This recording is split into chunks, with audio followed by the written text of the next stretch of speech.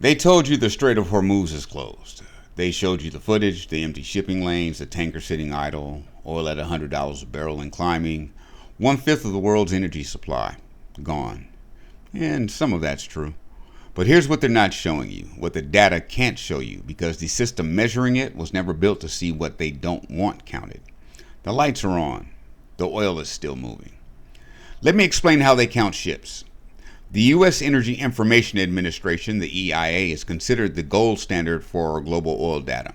And according to them, 20 million barrels a day moved through the Strait of Hormuz in 2024. About 20% of everything the entire world consumes. 1 in every 5 barrels on the planet pass through that narrow strip of water between Iran and Oman.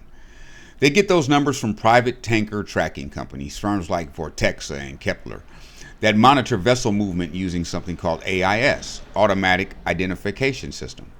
Every commercial vessel over a certain size is legally required under SOLAS, the International Maritime Safety Convention, to broadcast their position, their speed, their destination, continuously, in real time. Required. Now, I want you to hold that word, required, because here's the question nobody at the EIA press conference is asking. What happens when the ships that matter most decide not to comply? Iran started running dark in 2018, the moment sanctions came back after the nuclear deal collapsed. Iranian tankers started switching off their transponders, not occasionally, systematically, as policy. Russia expanded that same playbook in 2022 after the Ukraine invasion triggered Western sanctions. What the maritime intelligence community calls the shadow fleet, aging tankers purchased through shell companies, flying flags of convenience, carrying opaque insurance, operating with transponders off, became the backbone of sanctioned oil movement globally.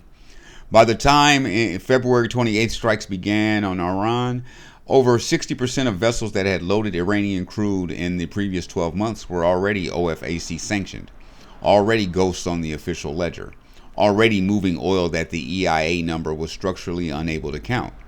And when the conflict escalated, the darkness deepened. Dark vessel activity across the Gulf spiked over 200% in the first 24 hours alone.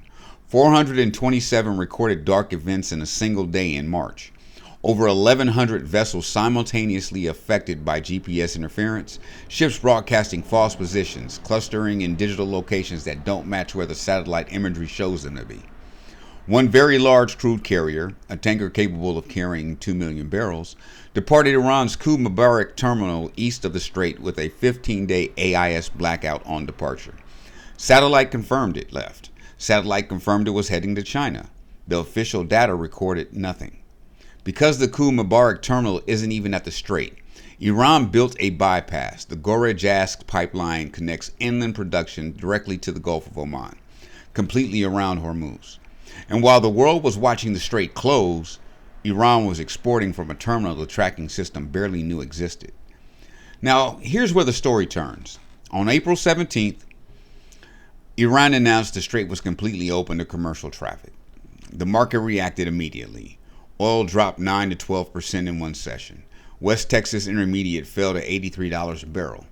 Analysts celebrated. Headlines declared a breakthrough. And then Trump refused to lift the U.S. naval blockade. Video footage from Kepler, the same tracking firm the EIA relies on, showed tankers and cargo ships approaching the strait and physically turning back. Not because Iran stopped them, because the United States blockade was still in place. CENTCOM confirmed it. The blockade of Iranian ports and coastal areas would remain regardless of Iran's announcement. Iran reclosed the strait on April 18th, directly in response. The next day, the IRGC fired on a tanker. The day after that, the U.S. Navy seized an Iranian cargo ship, attempting to bypass the blockade. Oil jumped back toward $96 a barrel. The ceasefire, which nobody seems sure is still operational, expires tomorrow night. As of this morning, 13 million barrels a day remain shut in. The cumulative production loss has already surpassed 500 million barrels. Experts say even if a deal closes today, flows don't normalize until July. The head of the International Energy Agency said this disruption is more consequential than 1973, 1979, and 2022 combined. So let's be clear about what actually happened here. Iran was moving oil the entire time. Through selective corridors, it negotiated country by country. China, Russia, India, Pakistan, Iraq all had access. The shadow fleet kept running. The Kumabarak terminal was exporting. The toll booth, the IRGC charging ships up to $2 million per passage in Chinese yuan, was operational. Dark transits were multiplying under GPS spoofing that made satellite tracking unreliable.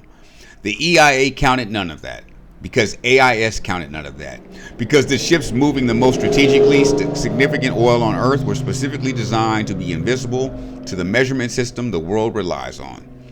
Then Iran said, fine, we'll open it, full commercial access. And the United States kept it closed. The EIA number is the floor, not the ceiling. It counts the ships that want to be counted, the Western-affiliated tankers operating under Western insurance, Western financing, Western regulatory compliance. It misses the shadow fleet. It misses the dark transits. It misses the 2 million barrels that left a terminal most people didn't know existed and traveled 15 days to China without broadcasting a single position signal. They told you the strait is closed. What they meant is their strait is closed. The rest of the world found another line. It's been using it for years, and the data you're being shown was never equipped to see it. Now ask yourself, in a conflict where the official number is missing millions of barrels a day, who benefits from an incomplete picture? Who gets to set the price when the world thinks supply is gone?